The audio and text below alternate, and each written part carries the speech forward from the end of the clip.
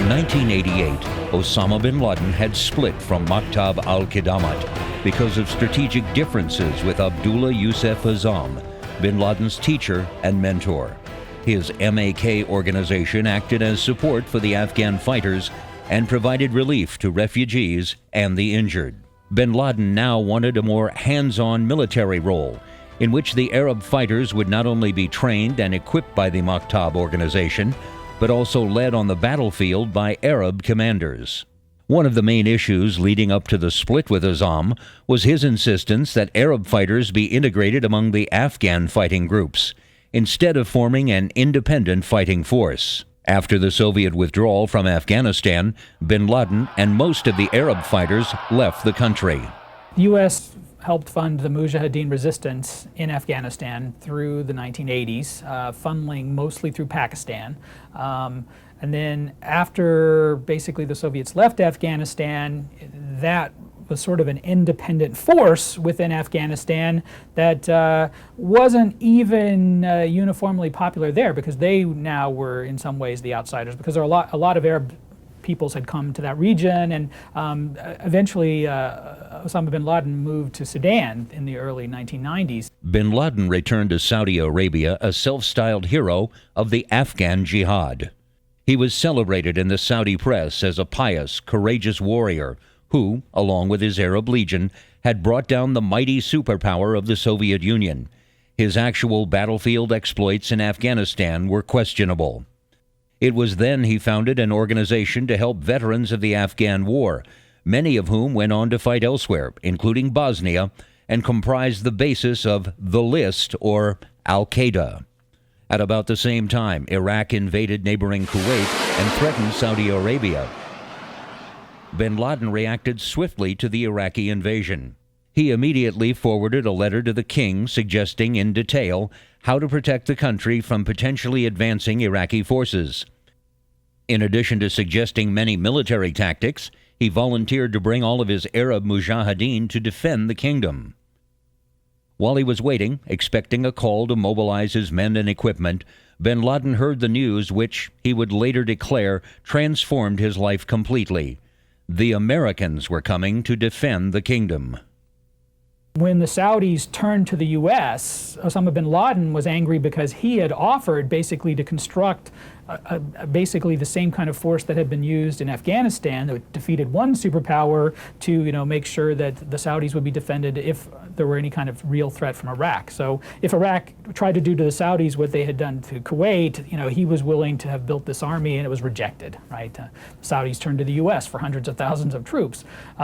So he's angry about that. After the war, he's angry about the permanent presence of a certain 19,000, I can't remember the exact number of American troops on Saudi soil, long-standing grievances about Israel, a whole set of circumstances to rally up different kinds of people's interests to build a network that soon basically turned its attention to the United States, which, because at the end of the Cold War, was the major player. And certainly the U.S. was critical to propping up many of those governments that they were trying to topple.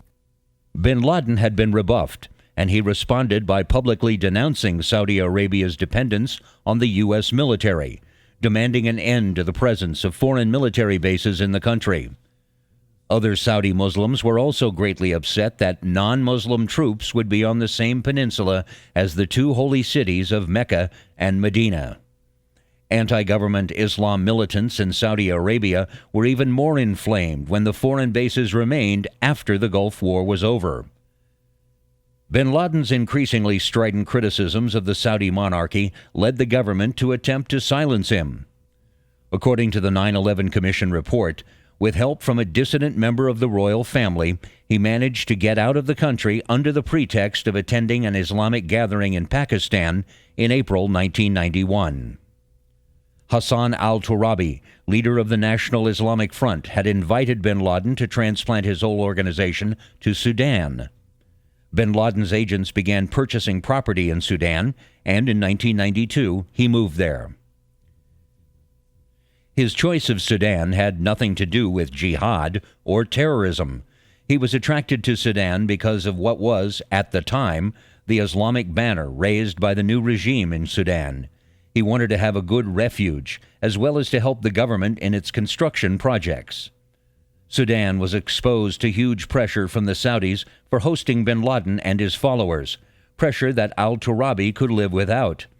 Early in 1996, becoming disillusioned with the Sudanese government and not feeling welcomed, he renewed his contacts with his old friends in Afghanistan. He fled Sudan in a very well-planned trip, with many of his followers accompanying him. The U.S. was putting pressure on Sudan. Basically, the idea at the time, I think, was to return him to Saudi Arabia, but the Saudis weren't excited about bringing him back. As you already mentioned in previous discussion, the bin Laden family is an important political family in Saudi Arabia, so I don't know whether it was because of the personal embarrassment or what exactly.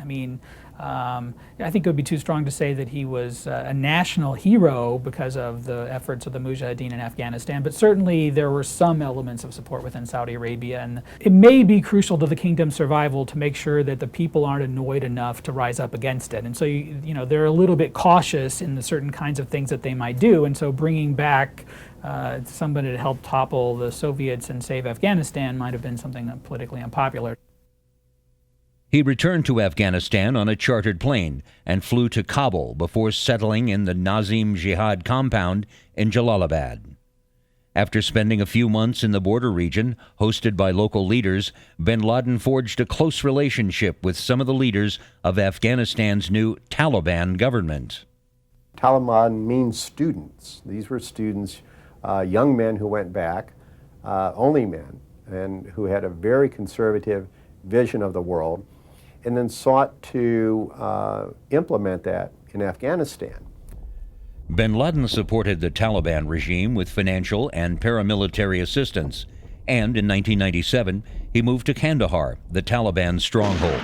The Taliban had taken control of Afghanistan in late 1996, almost without a fight, and bin Laden came under their protection. So when the Taliban then comes to power in the mid-1990s, these young radicalized students then began implementing this extreme version of Sharia. They closed the schools for girls and women. Women are forced to cover up, completely stay at home. And it's also, Ahmed Rashid has talked about this too. It's around this time that you get more of the Arab influence coming in. And the Arab, what's often called Wahhabism, the fundamentalist Saudi view of the world.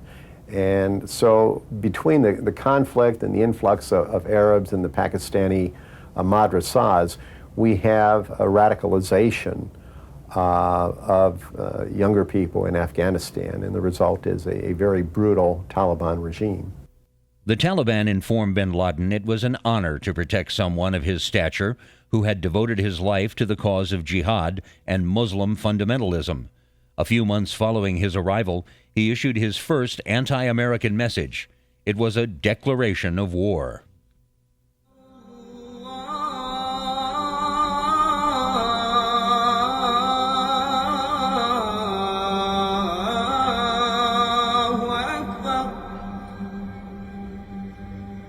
The first terrorist attack by bin Laden and al-Qaeda was the bombing of the Gold Mihor Hotel in Aden, Yemen, on December 29, 1992. The attack was intended to kill American troops on their way to Somalia, but the soldiers were staying in a different hotel. The bombs killed a Yemeni hotel employee and an Austrian national, and also seriously injured the Austrian's wife.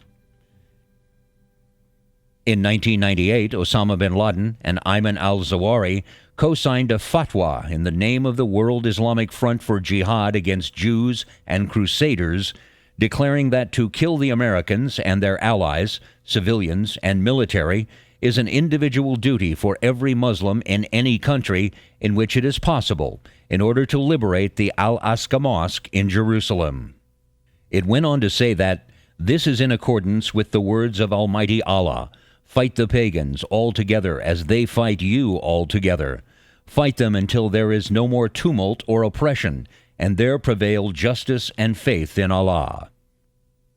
Following the fatwa on August 7, 1998, bin Laden ordered the bombing of United States embassies in Dar es Salaam, Tanzania, and Nairobi, Kenya. Bin Laden's actual goal was to lure the United States into Afghanistan, which had long been called the graveyard of empires. In retaliation, President Bill Clinton ordered a freeze on assets that could be linked to bin Laden. Clinton also signed an executive order authorizing bin Laden's arrest or assassination. Later that month, the U.S. launched an attack using cruise missiles on one of bin Laden's headquarters. The attack failed to harm bin Laden, but killed 19 people. On November 4, 1998, Osama bin Laden was indicted by a federal grand jury, and the United States Department of State offered a $5 million reward for information leading to bin Laden's apprehension or conviction. On October 12, 2000, the USS Cole set into Aden Harbor for a routine fuel stop. The Cole completed mooring at 9:30. Around 11:18 local time, a small craft approached the port side of the destroyer, and an explosion occurred, putting a 40 by 40-foot gash in the ship's port side. According to the CIA, the blast appeared to be caused by explosives molded into a shape charge against the hull of a small boat. It was speculated that over 1,000 pounds of explosives were used. The blast hit the ship's galley, where the crew was lining up for lunch. 17 sailors were killed, 39 others were injured in the blast. The 9/11 attacks were a shock, but they should not have come as a surprise. Islamist extremists had given plenty of warning that they meant to kill Americans indiscriminately and in large numbers on U.S. soil. Although Osama bin Laden himself would not emerge as a signal threat until the late 1990s, the threat of Islamist terrorism had been growing steadily over the decade. In February 1993, a group led by Ramzi Youssef tried to bring down the World Trade Center with a truck bomb. They killed 6 and wounded 1,000. Plans by Omar Abdel-Rahman and others to blow up the Holland and Lincoln tunnels and other New York City landmarks were frustrated when the plotters were arrested.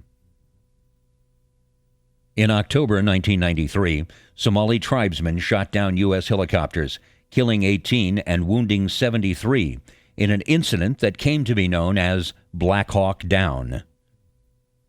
Years later, it would be learned that those Somali tribesmen had received help in the form of weapons and training from al-Qaeda.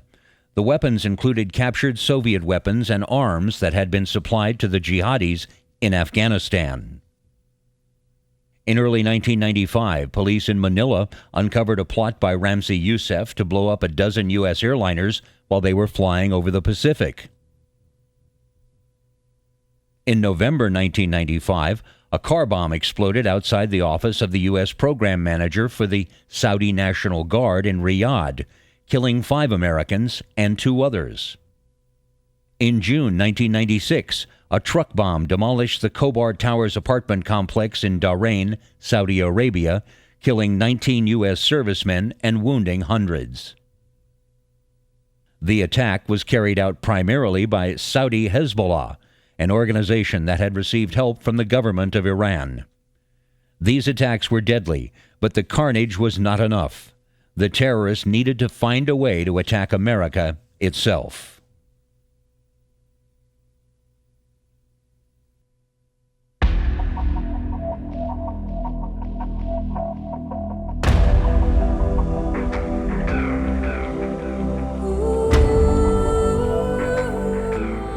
Early on the morning of September 11, 2001, 19 hijackers took control of 4 commercial airliners en route to the West Coast from Boston, Newark, and Washington, D.C. At 8:46 a.m., American Airlines Flight 11 slammed into New York's World Trade Center's North Tower.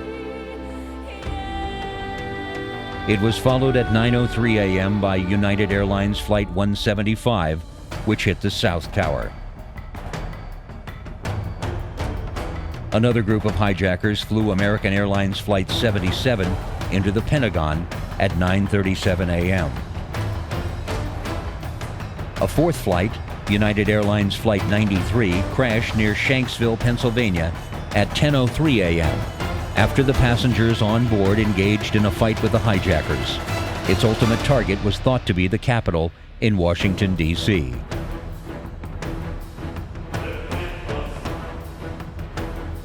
On United Airlines Flight 93, black box recordings revealed that the crew and passengers attempted to seize control of the plane from the hijackers after learning through phone calls that similarly hijacked planes had been crashed into buildings earlier that morning.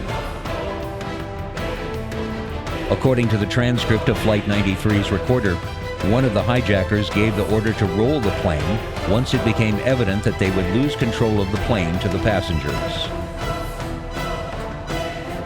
3 buildings in the World Trade Center complex collapsed due to structural failure on the day of the attack. When the North Tower collapsed, debris that fell on the nearby 7 World Trade Center building damaged it and initiated fires. These fires burned for hours and compromised the building's structural integrity, which led to the crumbling of the east penthouse at 5:20 p.m. and to the complete collapse of the building at 5:21 p.m.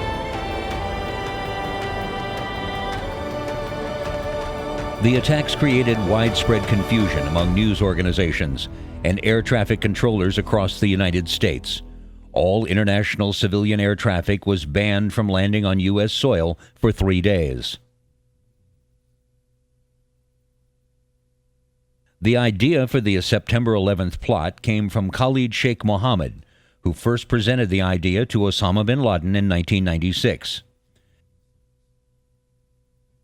At that point, bin Laden and al-Qaeda were in a period of transition, having just relocated back to Afghanistan from Sudan.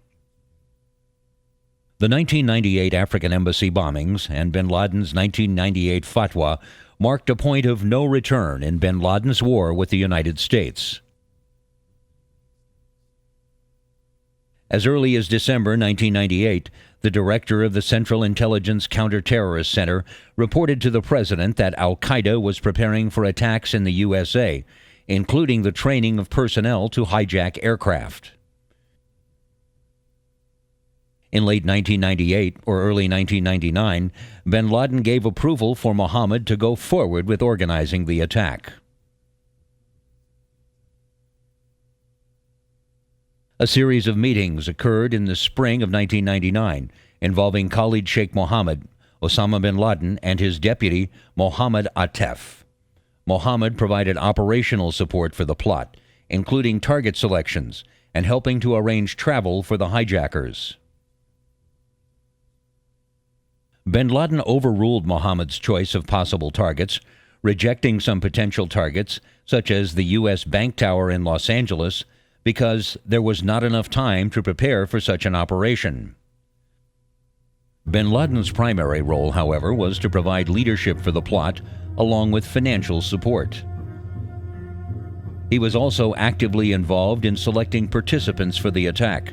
Bin Laden initially selected Nawaf al-Hazmi and Khalid al-Mihdhar, both experienced jihadists who fought in Bosnia. Hazmi and Mihdhar arrived in the United States in mid-January 2000. In spring 2000, Hazmi and Mihdhar took flying lessons in San Diego, California. Both spoke little English and did not do well with flying lessons. Eventually, they were relegated to the role of muscle for the hijackers. In late 1999, a group of men from Hamburg, Germany arrived in Afghanistan, including Mohammed Atta, Marwan al-Shehi, Zia Jarrah, and Ramzi bin al-Shibin. Bin Laden had personally selected these men for the attack. They were educated, could speak English, and had experience living in the West. New recruits were routinely screened for special skills. This practice allowed al-Qaeda leaders to also identify Hani Hanjour, who already had a commercial pilot's license, as an additional participant.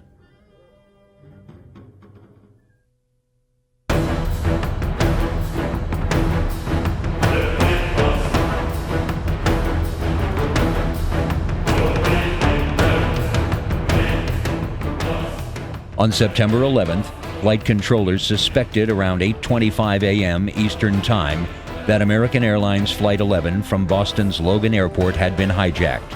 But the North American Aerospace Defense Command, NORAD, wasn't notified until 8:40 a.m., just 6 minutes before the plane struck the World Trade Center. Air traffic controllers didn't notice anything odd until communications fell silent with Flight 11's pilot, 25 minutes after the plane took off at 8 a.m. The FAA notified NORAD 15 minutes later. 3 minutes after that, NORAD was told United Airlines Flight 175 had been hijacked. Standing orders on September 11th dictated that, upon receiving a request for assistance from the FAA, NORAD would normally order escort aircraft to approach and follow an aircraft that was confirmed to be hijacked in order to assure positive flight following, report unusual observances, and aid search and rescue in the event of an emergency. The 9/11 Commission determined that on the morning of September 11th, the FAA did not notify NORAD of the hijackings of Flights 11, 175, 77, or 93 in time for escort aircraft to reach the hijacked flights. At 8:34, Boston Center contacted Otis Air National Guard, ANG base, in Falmouth, Massachusetts, to notify them of the hijacking. At 8:46, just at the time the first tower was hit, Major Daniel Nash and Lieutenant Colonel Timothy Duffy were ordered to scramble, an order that begins with engine startup, a process that takes about 5 minutes, and radar confirmed they were airborne by 8:53. By that time, however, the World Trade Center's North Tower had already been hit, and needs personnel were still trying to pinpoint the location of Flight 11, but were unable to do so. Without having a specific target located, military commanders were uncertain where to send the fighters. A decision was made to send the Otis fighters south of Long Island rather than to just north of New York City, as originally ordered by needs. Mike McCormick, air traffic control manager at the New York Center, the main control center for the area, made the unprecedented decision at 9:04 a.m. to declare ATC 0, meaning that normal services were suspended and the hundreds of aircraft over New York and the western Atlantic were to immediately divert to an airport and land as soon as possible.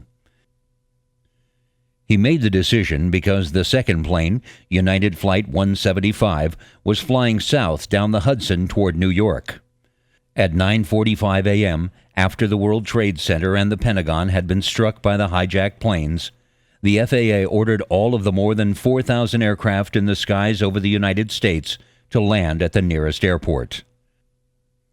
Flying supersonic, the F-15s were just south of Long Island when United Airlines Flight 175 smashed into the World Trade Center's South Tower. When commercial flights were once again cleared to fly on September 14, 2001, the U.S. military began Operation Noble Eagle 1. Operation Noble Eagle began with the mobilization of thousands of National Guard and Reserve personnel to perform security missions on military installations, airports, and other potential targets, such as bridges, power plants, and port facilities.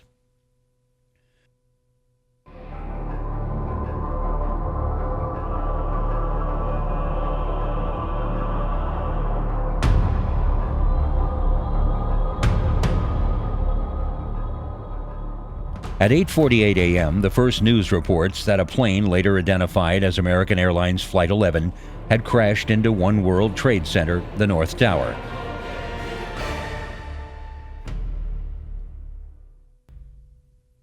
Good Morning America is interrupted at 8:51 a.m. as Diane Sawyer announces an explosion at the World Trade Center.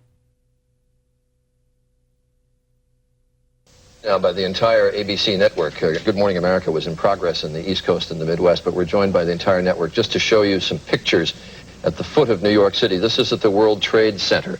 Obviously a major fire there, and there has been some sort of explosion. We don't fully know the details. There is one report, as of yet unconfirmed, that a plane has hit the World Trade Center, and you can see that there is smoke there coming out of at least two sides of the building. And as you said, there are two towers, the tallest structures in Manhattan, on the island of Manhattan. We're trying to get people on the telephone to see what more we can learn. We have no idea if it was a plane. Was it in any sense deliberate? Was it an accident? It does seem to be that there is considerable and truly terrifying damage on some of those floors at the top. At 9:03 a.m., United Airlines Flight 175 crashes into 2 World Trade Center, the South Tower.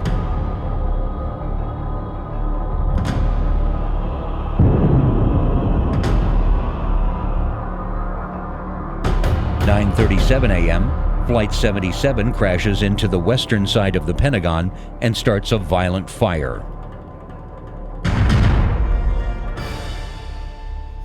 9:58 a.m., the South Tower of the World Trade Center begins to collapse, 56 minutes after the impact of Flight 175. A tremendous gray-white cloud of pulverized concrete and gypsum rushes through the streets. Its destruction is viewed and heard by a vast television and radio audience. As these events are occurring, some Americans are in shock. Others are preparing themselves for a call to arms. September 11th, 2001, I was sitting in my den in Richmond, Kentucky. I was actually enrolled in college. I was in my final semester and was supposed to graduate that December. I was skipping class because I had woke up late, and I was sitting there watching the morning news, maybe the Today Show or something like that, and they broke in, and so there was a plane that had flown into the World Trade Center in New York City. And I thought, well, that's ludicrous. It's crazy. That's, you know, how do you fly into a building? And I think like 99% of the rest of the free world, I never thought that it was, it did not cross my mind that it was an intended attack.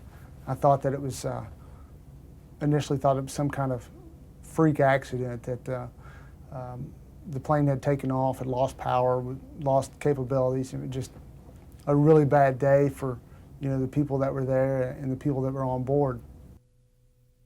And I was actually in my co-op job when the first plane hit the towers, and I actually worked in airline finance. So that's a big deal because, you know, UPS is an airline. So, you know, my girlfriend, you know, wife now called, say, you know, a plane hit the World Trade Center. I'm like, you know, that's odd. You know, bad day for that pilot. You know, that's pretty weird.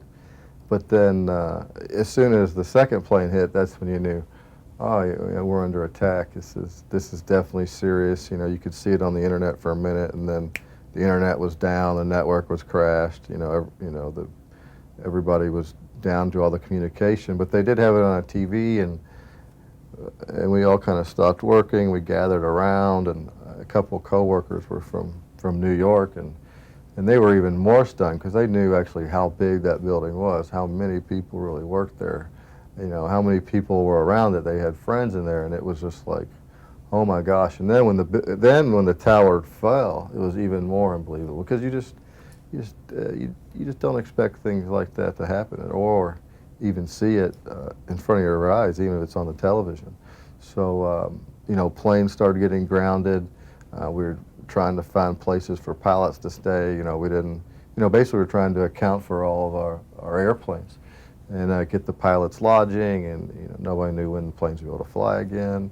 So it was almost, we were doing some emergency planning there for the UPS pilots and operations, but we were still focused on the, you know, the shock of the towers and the smoke and everything that was billowing out. It was just, you just couldn't believe it. You know, there aren't any words for it.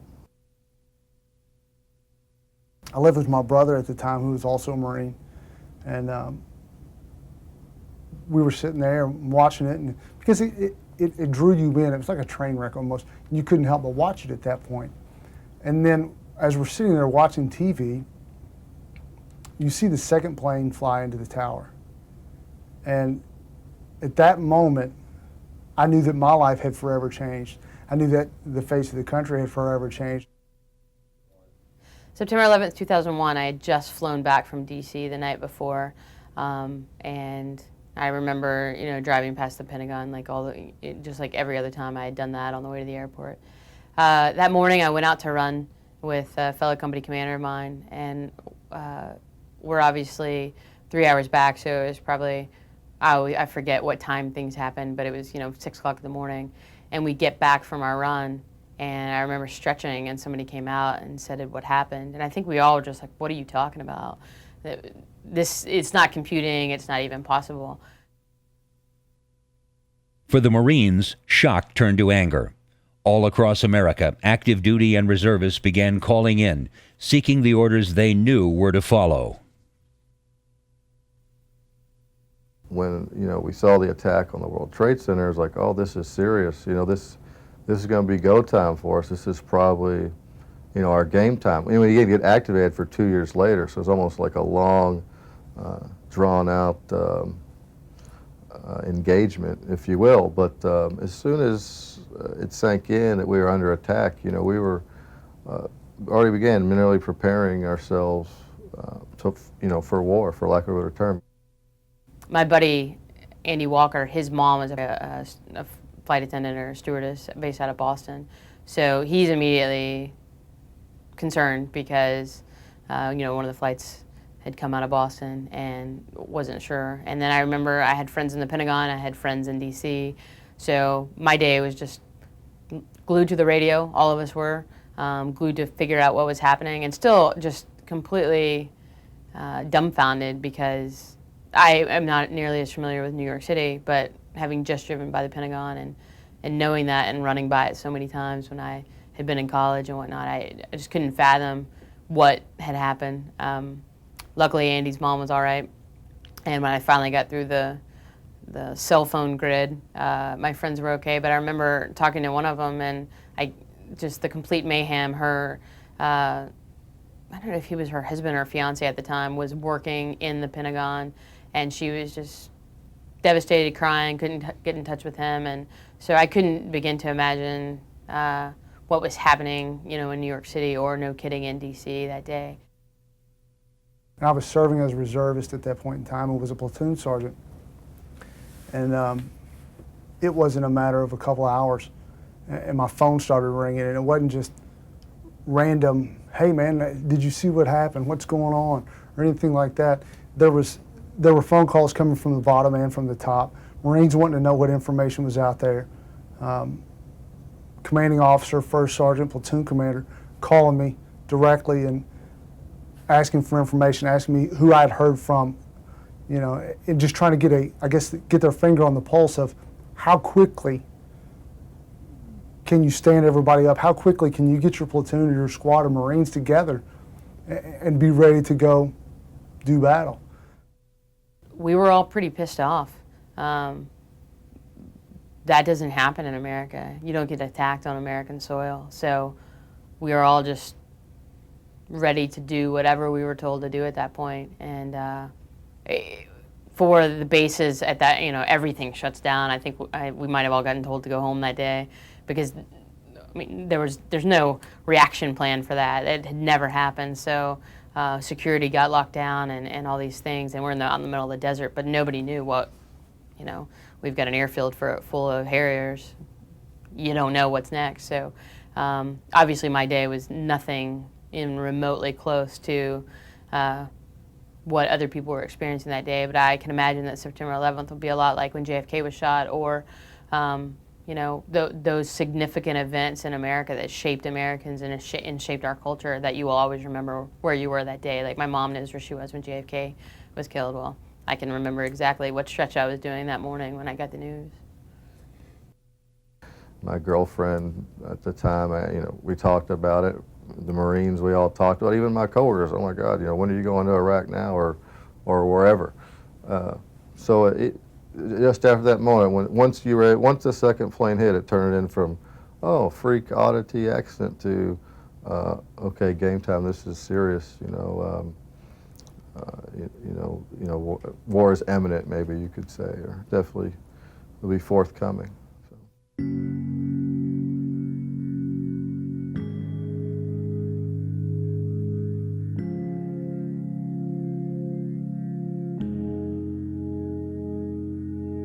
The 9/11 attacks had immediate and overwhelming effects upon the American people.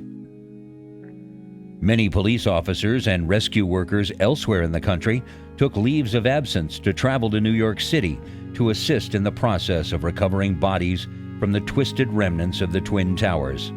Blood donations across the U.S. also saw a surge in the weeks after 9/11. At 2:40 p.m. in the afternoon of September 11th, Secretary of Defense Donald Rumsfeld was issuing rapid orders to his aides to look for evidence of Iraqi involvement, according to notes taken by senior policy official Stephen Cambone. Best info fast. Judge whether good enough hit SH, SH meaning Saddam Hussein, at same time, not only UBL, Osama bin Laden. Cambone's notes quoted Rumsfeld as saying, "Need to move swiftly, near-term target needs, go massive, sweep it all up, things related and not." The NATO Council declared that the attacks on the United States were considered an attack on all NATO nations, and as such, satisfied Article 5 of the NATO Charter. In the immediate aftermath of the attacks, the Bush administration announced a war on terrorism, with the stated goals of bringing Osama bin Laden and al-Qaeda to justice and preventing the emergence of other terrorist networks. These goals would be accomplished by means which included economic and military sanctions against states perceived as harboring terrorists and increasing global surveillance and intelligence sharing.